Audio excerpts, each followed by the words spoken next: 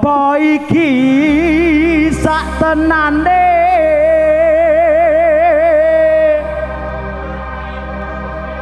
takdirku sing jawabke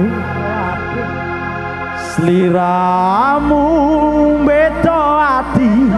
beda lambe wis kadung mati rasaku bagianku kowe njaluk bagian to ya sing mati rasaku iki omong lha aku ora roh lho sampeyan yo aja aku ora roh bagamu wis aku tak meneng ya Mas ya sak kene ya ini lho cah epeke ngene iki lho cah epeke nggih yo ya losno piye ya Mas wis kadung mati rasaku wis kadung mati rasaku iki lho pan rasane mati pan Mas rungokno tangisku kaya mangkono nyanyi becike kowe lunga saka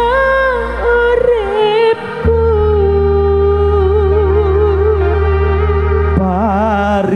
paribasan rangge lintang neng angkasa kowe tega gawe lara marang tresna iki wis dalanku pilihane wong tuaku sepurane yen gawe lara hatimu ora dadi apa wong ayu yen pancene iki kudu dadi pupus sing tresnaku marang sliramu sepurane ya Mas iya ya wong ayu muga-muga sampean oleh jodoh sing ora teko aku ya tak tampa kabeh kang dadi panjalukmu aja lali aku ya Mas ora aku ora bakal bisa nglalekke sliramu go katresnanku marang aku ayu mandi budaya Hana Audio saja masih monggo Masku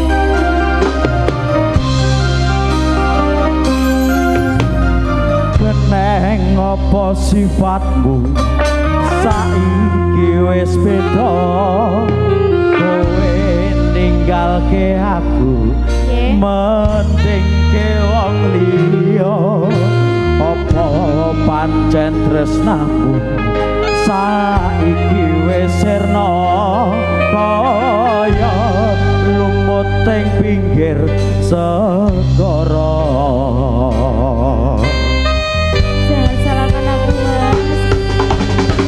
sejak nengro dodo kancen gara ake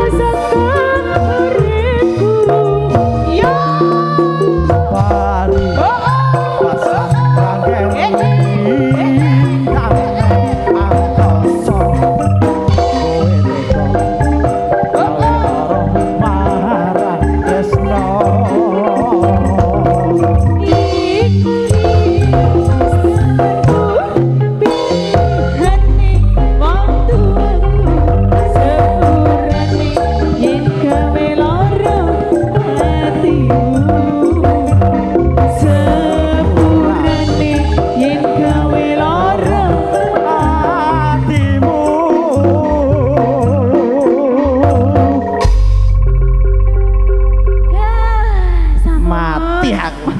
Biar Eh,